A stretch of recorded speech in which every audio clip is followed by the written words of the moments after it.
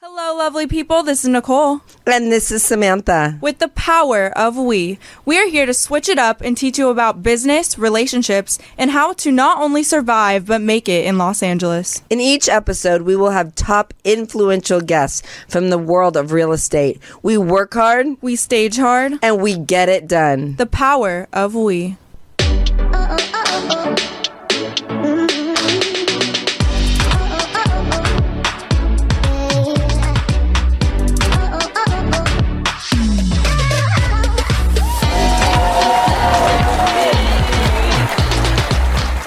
Well, we're back. We're my back. God, Nicole, I'm so excited today. I know. I think this is going to be my all-time favorite. Why do Yeah. you think? It's I just mean, I'm going to incredible. cry already. I know. You know, when I think You're about, always crying. I mean, when I think about memories, Yeah. and I think about all the times that, you know, I was with you, and do you remember your bat mitzvah? Yeah. I made you How could I learn to forget? sing, and we hired We did girl. a whole Your friends. choreography. Yes. We did a whole performance. Oh my God, that Yeah. was so amazing. And even though Papa wasn't alive, I know he was watching. Yeah. But with that said, We have such an incredible guest today. His name is Aaron McLain, and he is a Los Angeles-born singer, songwriter, producer, and multi-instrumentalist, renowned for his electrifying performances and collaborations with icons like Marc Anthony, Jennifer Lopez, and is currently the lead guitarist and music director for the rock group Air Supply. this guy's the shit for sure. Welcome! Hi, Thank you. Aaron. I'm so Hello. excited. Oh my We're God. really am I. excited to have you here. Thank you It's for crazy. having me. I really appreciate it. I mean, this Yeah. all started when you were teaching my crazy girl to sing. Yeah. Yes. I was like begging you, oh my God, please help her. I know. Remember? I remember. and you Yeah, weren't many even a moons ago. singing coach at that time, were you? I had coached a few people back in the day, you know, but at the Yeah. time I wasn't, you know. And then when Nicole came by, you know, I just got back into it because, I was off the road. Wait, with Mark. because you felt sorry for me because I was going through a divorce? No, that's not the case. I mean, she had potential. you know, Yeah. So You actually tested her. Do you remember? And I was like, oh my God, was he's it? going to test you. Oh my God, do you remember that? He totally took you in there and tested you. I was like, oh my God, I hope she passes.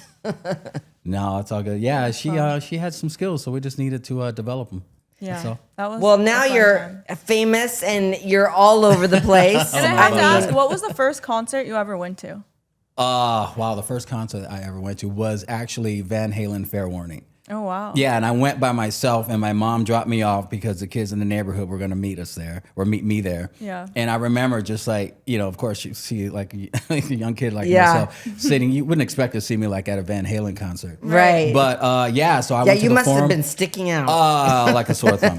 You know, it's just like the smell of weed was just all over the place. I don't know if it was the haze from the fog machine or if Yeah. it was actually the marijuana smoke. But Yeah, and I'm sure the girls were all checking you out because they were like, who was that? I don't remember that far. I had my little afro and everything. It was cool though. But yeah, How I love fun. Eddie Van Halen. So And when did you know you wanted to get into music? Like, Or when make did it you a want career? to know that you want to be a guitarist? well, you know, I get asked that question. The thing is, it's every time ever since I was a little kid, like I would go into a store and I would see a guitar, I would like kind of get the chills. Yeah. So it was Really? just like if I'd see a guitar on a stand, just like, you know, I'd be like 8 or 9, I would just like fixate on it. It's like wow. So went to visit my dad one summer. I think it was like 10 or 11. Yeah. And my dad, you know, he comes from a line of photographers back in the day when, you know, Oh, yeah, that the big was just- cameras. Yeah, the big cameras Very and all that cool. stuff, and you know, developing film and all that stuff. So he gave me a camera and gave my brother a guitar, an acoustic guitar. And my Really? brother always knew that I wanted to play guitar, so my brother swapped with me.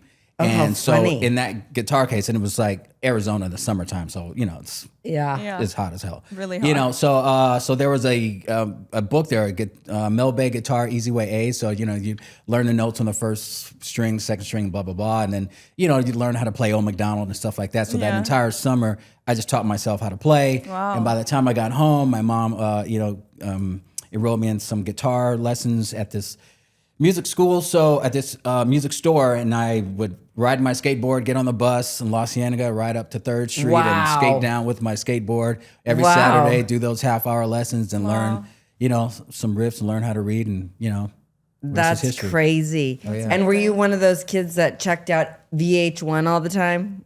They don't even know what VH1 is. Oh yeah, I mean it's like back in the day. Are you kidding? That's It's like the music videos. You know, back in my day. God. I had to bring it up because I knew she wouldn't know. No, it's all good. It's like, are you kidding? It's like back in the day, it was all about the music videos. Right. You know? It was all about the music if video. You can get That's yourself what I'm in a saying. music video. It's like People used to say to me, "You should be a VJ on VH1." you know, I can see that. I can see that. Absolutely. So funny. So wait, I have to know, what was your first famous singer that you did backup for?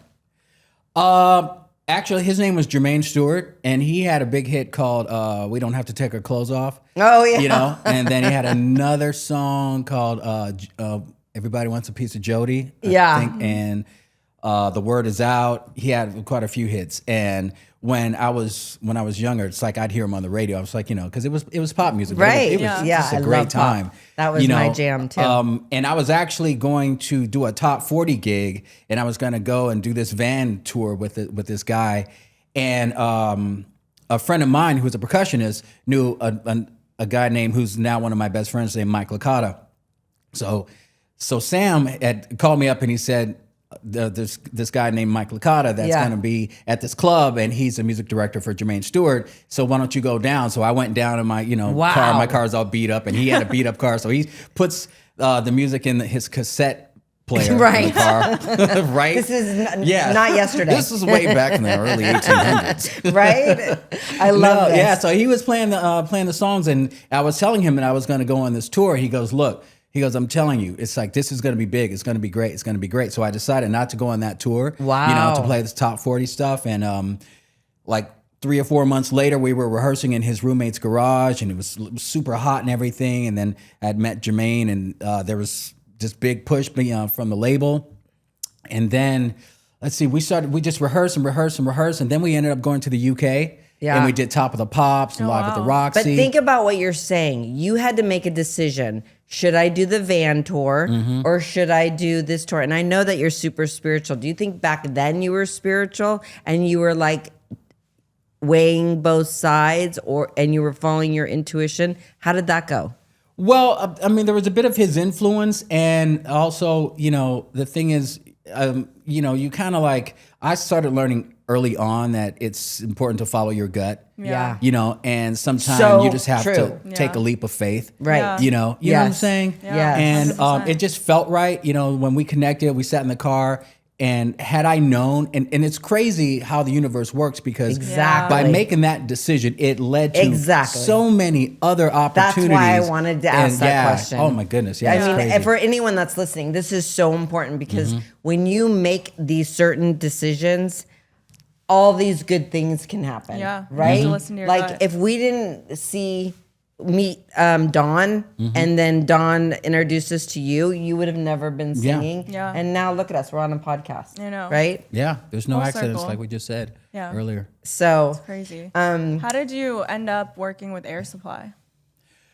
Well, so from that moment being with Jermaine Stewart, that led me to play guitar for Alita Adams from Tears for Fears, and then that also led me Wow. to play, you know, do a lot of recordings, Patti LaBelle, and wow, how was Patti LaBelle? well, I mean, I met her a few times, but I recorded on the album. Okay. I think it was Nice. called Flame, or Like something old time classic, Yeah, very yeah. talented people. Like it's just crazy the people that Yeah, you're with. Yeah, there's a lot of talent out there. I mean, you got lucky each.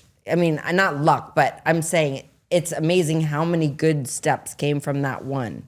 Oh, absolutely. Yeah. And everything is connected. Everything. Well, how did you know? meet Marc Anthony? Well, that's another story. So that let's see, after Alita Adams, let's see, I think, you know, I was on her gig for a while, and I was doing the smooth jazz gig for a while.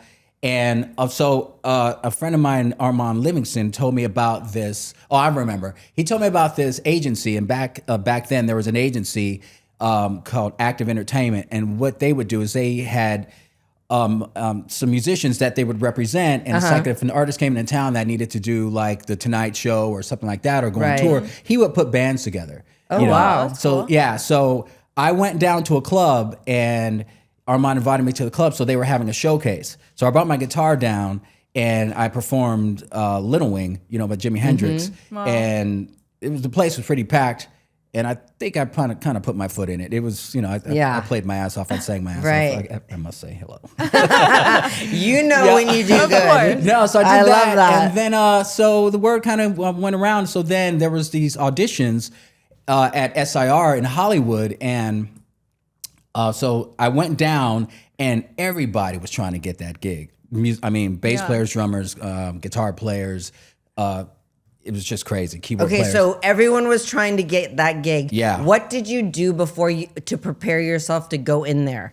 Well, see, this is the thing because I noticed like in life when you try and you want something really, really bad, and when you try to grab it too much, sometimes it'll kind of Push away. You push it away. Yeah. So when I got invited to do the audition, I heard of Marc Anthony, and my friend, my late friend Angel, he says, "Oh my God, that's a big deal. That's a big deal." So when I went to the auditions, I wasn't like, "Oh, I got to get this gig." So I was just chill and laid back. And then when I got the music, there was no guitar parts on 3 of the songs. Really? So I made up these guitar parts. Oh, wow. So that he had his first hit that came out, I think during that era was "I Need to Know." So I added like this wah wah guitar part to it. So that audition, it lasted for about 2 weeks. So I did the audition. So they would swap musicians like throughout the day. So wait, when you would go to an audition, it wouldn't just be one and done. You'd be doing this for 2 weeks. This one was a long time because Wow, that the would thing freak is, me out. yeah, they were preparing for a big tour,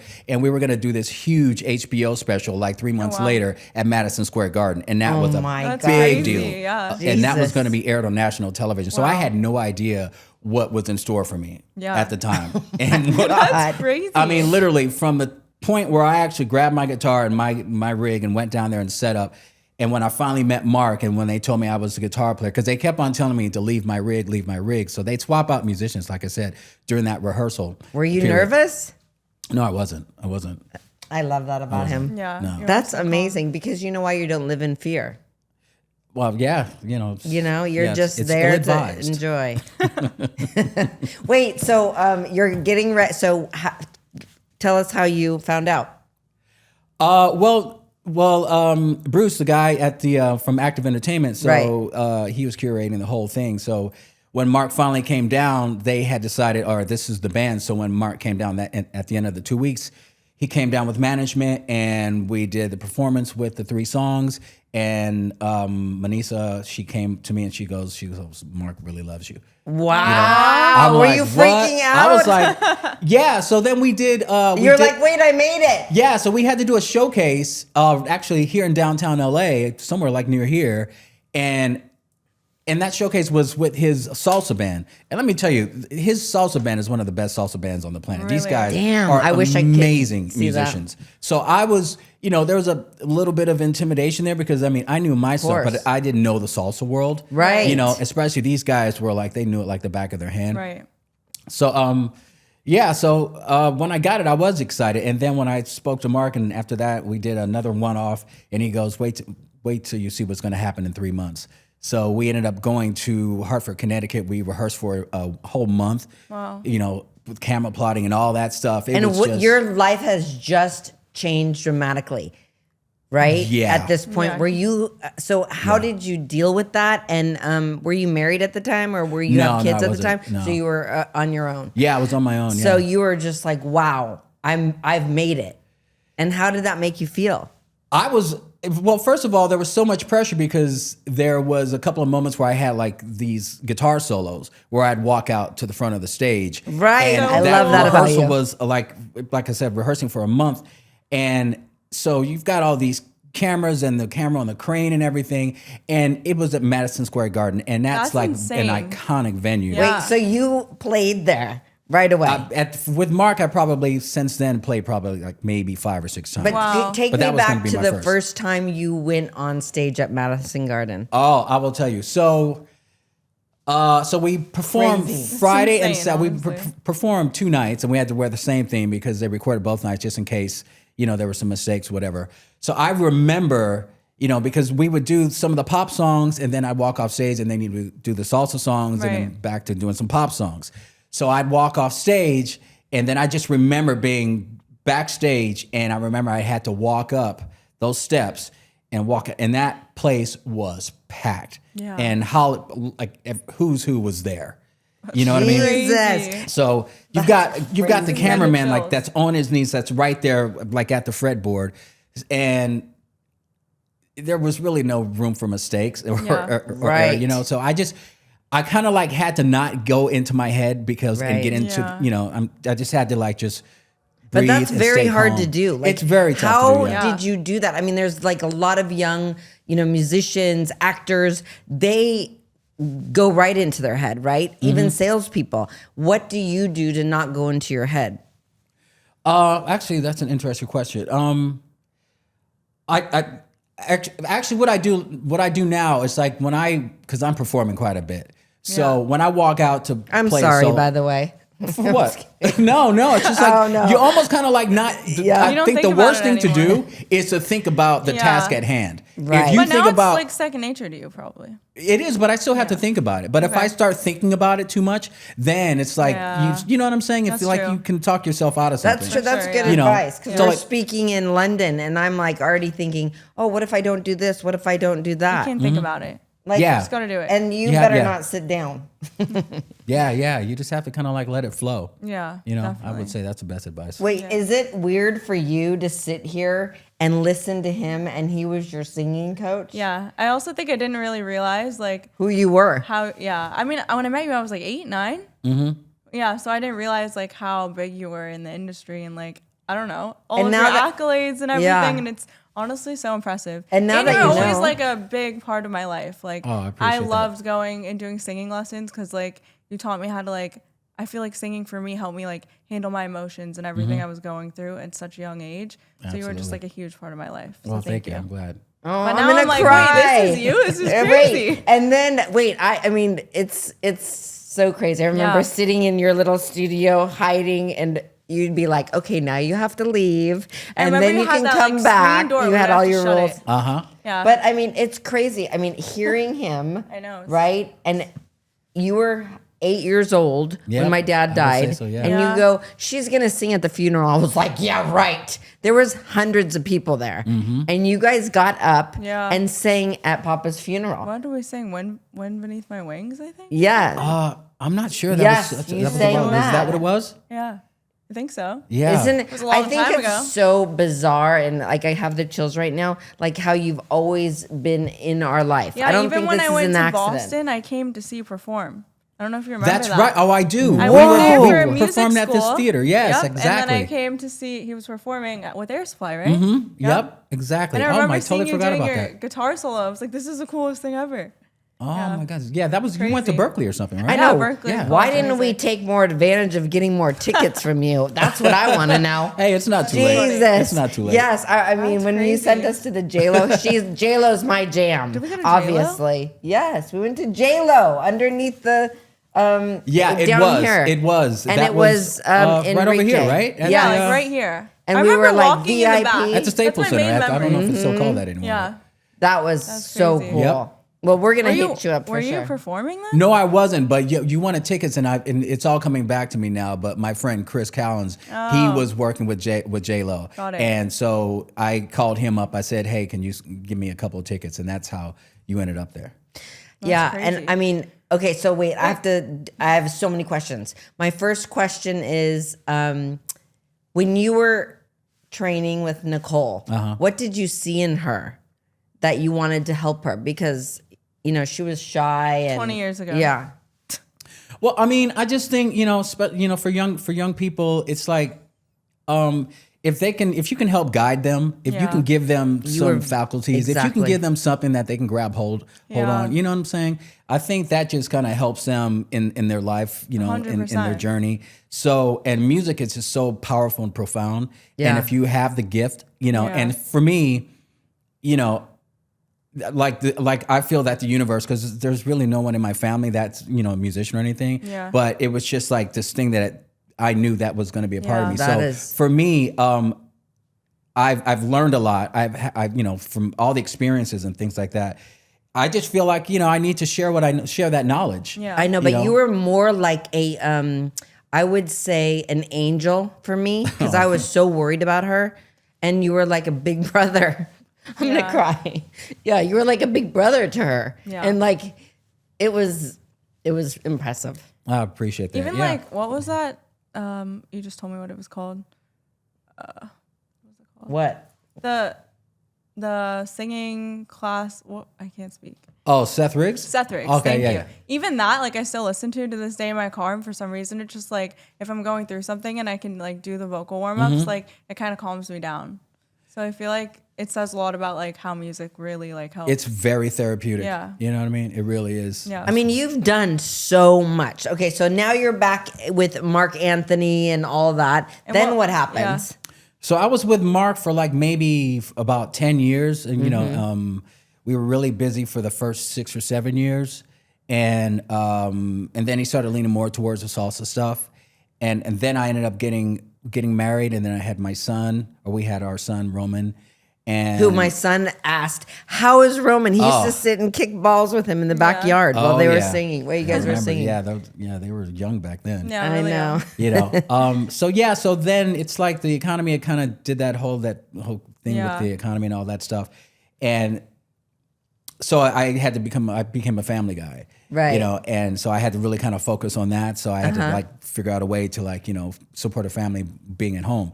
Hence why, you know, I was giving you lessons and things like that. So I was like leaving no stone unturned. Right. You know, and for quite a while there was that bit of a lull. You know, and then I started doing other gigs here and there, like, you know, spot dates here and there. And then let's see, I think while I was giving you lessons, my same friend Chris hooked me up with this guy Beto Cuevas, and I started working with him. He's a Chilean guy. He was a part of a band called La Ley, and that's where I got the Latin Grammy from because we recorded. Yes, together. I remember that. And I remember like when we'd bring in, you would be like, no, we're not going to do any more hit songs. You're going to write your own. And you guys were writing your own song together. I was like, wow, how did you even know how to do that? Yeah, I mean, it's just like I would say let's like try to push the envelope. You know what I mean? Yeah, I mean, were because always it's easy doing to that. learn. You can go ahead and say, all right, I'm working my diaphragm. I can sing. so You know, Yeah. it's like, and I can enunciate and all that stuff, and you know, but you can sing somebody else's material. But it's like, let's see if you have your own voice. Right. What's your favorite song you've ever written yourself? That's it. I don't know that. Well, that I have written this last song that I released is called "Daylight's Calling," and that song is really close to my heart. Well, they all are, you know. Yeah, Right. of course. You But know, is this your newest song? that's the latest one I released. Wow. "Daylight's Calling," you know, and I just love that song. And there's another song that I'm gonna release called "Parade." And I'm sorry, I'm just like super excited about it because I was working on the bass line last night. Well, tell us about it. Yeah. So this is a song. So when I was with Mark, what you don't know is like I had my solo project and I was doing that before. You know, and so I would play I had a band in LA, so I'd play at the gig in Hollywood. So I'd play there like once a month. And then when I was with Mark, I used some of Mark's musicians, so I would also play in New York down in the Village at the Bitter End. Oh, How very cool. Yeah, so I'd go back and forth, and I was like developing a following and everything. It was really cool. And then I recorded this record with this label, Small Deal, and that's when the economy tanked and all that. And it's like, and I got really depressed and didn't really do well and all that. But during that time, I wrote this song called Parade, and it was a total crowd pleaser. It was like really, really up tempo, really cool riff. I can't wait to hear it. Yeah. Oh, such a rocking track. You know, and I never recorded it and never released it. Oh, wow. So I have this other song that I completed like about 5 months ago, and some things are going on like in the past 5 months that, you know, don't need to talk about. But, Yeah. you know, so I could not find the words, you know, and I would like go on my mountain bike, I'd go on a hike and everything. And it's like, and sometimes these lyrics are really elusive. So it just took a while, and I just put it to the side. And then I was lying in bed. I'm like, wait a minute, parade. I'm like, wait a minute, why don't I do Parade? Because I only demoed the song. Yeah. So then I started working on it, and I'm like turning it into what it's gonna be. I mean, it's like, Wow. Wait, I'm so Wait for excited. I wish we had it here to play. Yeah, it's a Oh rockin' my track. God, I Yeah. cannot wait. That's exciting. When are you going to release it? So I'm hoping I'm hoping to get the video done at the end of the month. I'm gonna try to track everything next week and have my drummer. I play all the instruments and do all the singing, but I have different drummers. So I've got a really good friend of mine, Aviv, is going to play drums on this track. So if I can get that done, I already have the lyrics and the melody, so all I need to do is sing it. So that's a good thing. Wow. And so, yeah. That's so cool. So what does your life look like right now? Are you traveling a lot? Are you with Air Supply? Are you solo? What's happening with you? So now it's like I think I'm in a different kind of phase. So, we go through different stages and hopefully Yes, we're that's on for the sure. rise. Yeah. So I spend a lot of time when I'm home. I spend a lot of time alone. So I have my mountain bike, I sit on my patio. I listen to a lot of meditational music, That- I'm exactly. trained that way. But definitely I do a lot of walks, but when I'm home, Yeah. but I do so much traveling. And when I say traveling, What does it look like? it's 10 times more than what you would think. Yeah. So this band is probably one of the most, in this level, probably one of the most traveled bands in the world. Really? And when I say we go all over the world, like we go all over. So the what world. does a week I'm look really- like for you? Let's see, a week, like I'm getting on a plane tonight. I'm just going to, where am I going? To Arizona, and then I'm going to Northern California, and I'll be back. So a week, I'm normally leaving on a Thursday. Sometimes I'm back on a Sunday or a Monday.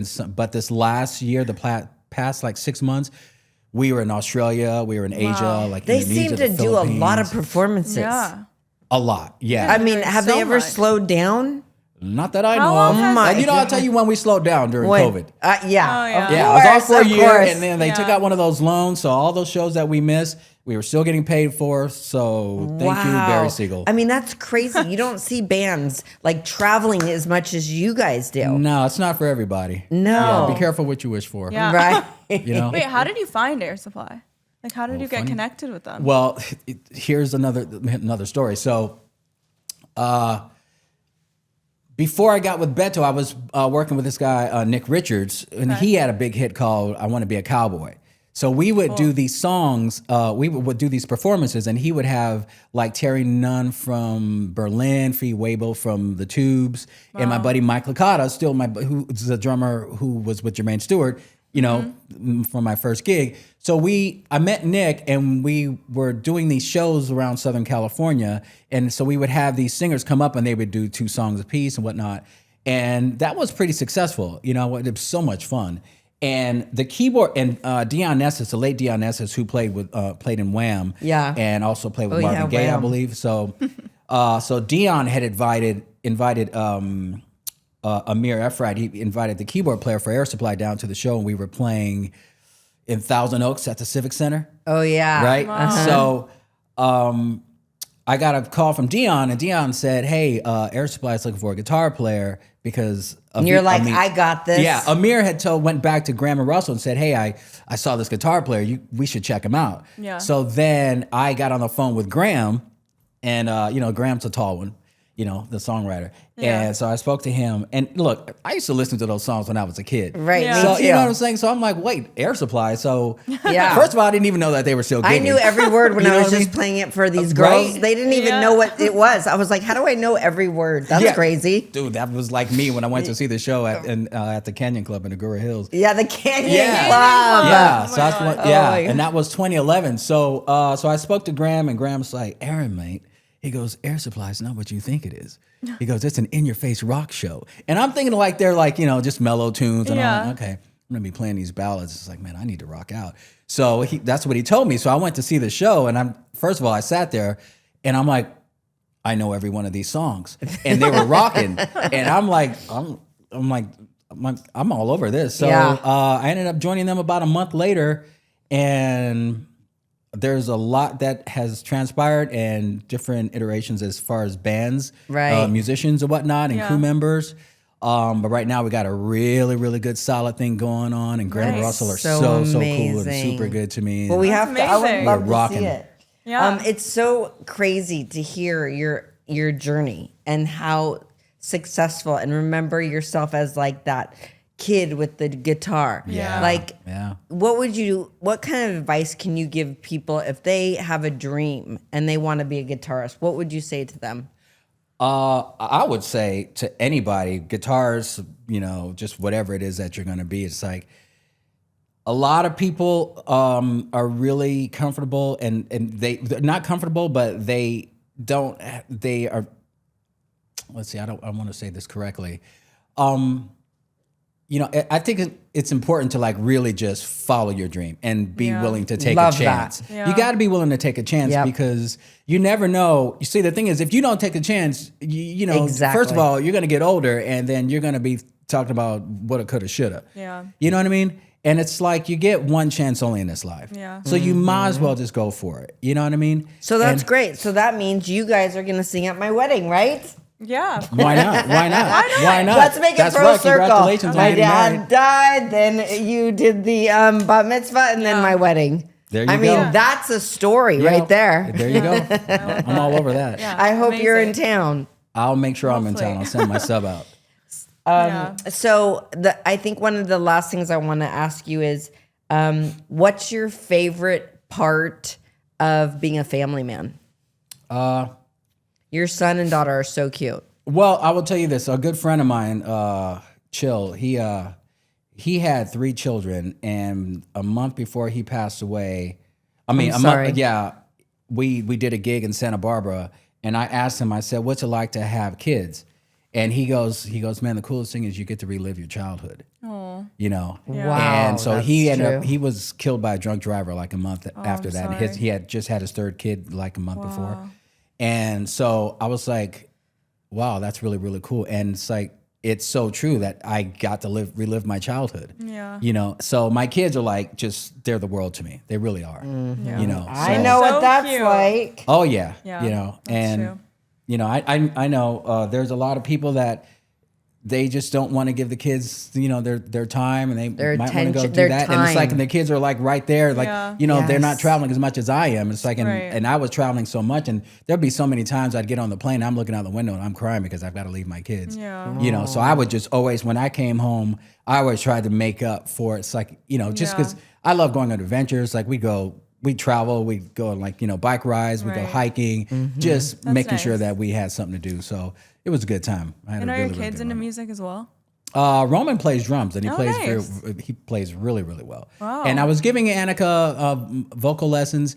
It didn't really stick, but she's got a great voice and really Right. good tone. So hopefully she'll get back So into cute. it. You know, It's exciting. I have to see a picture of them now. I haven't know. seen any pictures. I'll show you. Yeah, when we're done. But well, Nicole, I mean, this has been incredible. I'm so grateful that you're here. I mean, if you want to check out Aaron McLain, how do they find you? You can check out my YouTube channel. I would really appreciate that. Don't forget to subscribe. And Yes, please Check me subscribe. out on Instagram, Facebook, and whatnot. And you know, And then when All does the your socials. next single drop? actually, I'm looking to release it like early December. Well, hopefully. make sure you let us Amazing. know. We'll blast it all over the place too Please for do. you. Please do. It's gonna I be mean, rocking. Very you're excited. It's not even. I mean, you're so cool. You've all been so cool, and but you're also an incredible person. And I No, I personally appreciate that. want to Thank thank you. you so much for what you did for Thank Nicole. you, Samantha. Thank you. I appreciate it. Thank you, Nicole.